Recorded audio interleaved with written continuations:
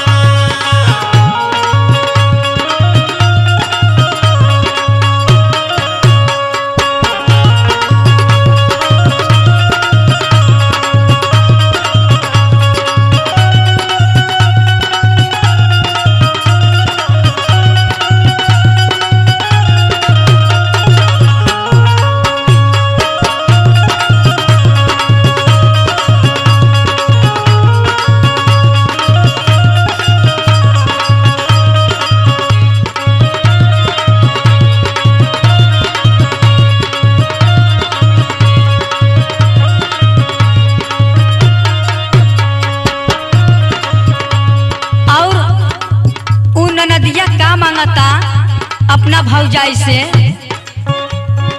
माथे कटकवा दे तरहली तबो नदी ले हो।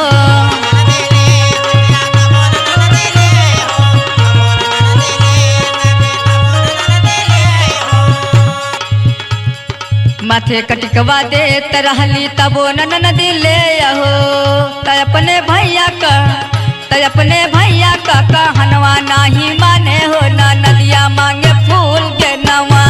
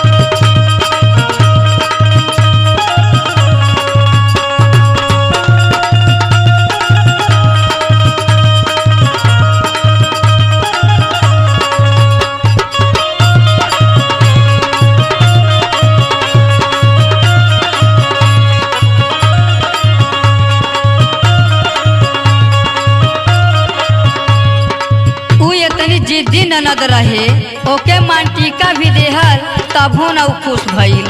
तो कैसे कह बा गरे कहरवा दे तरहली तबो नदी ले हो।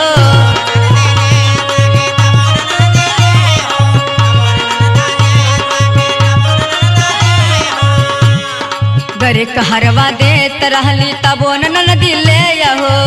तो अपने भैया का से जरिया छाई लाए हो ना नदिया मांगे फूल गे नवा।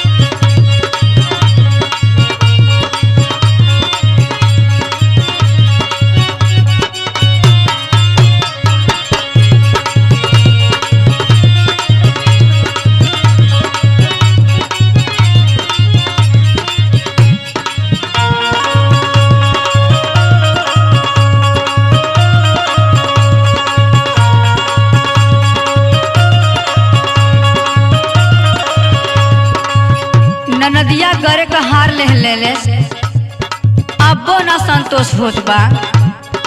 तो अब ओके का चाहत बा इहो पता बा।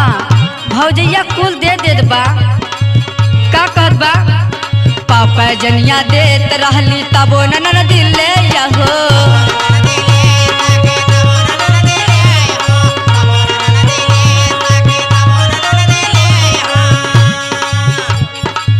पैजनिया देत रहली तबो न दिले हो। त अपने भैया का कहनवा नाही माने हो न नदिया मांगे फूल गे नवा।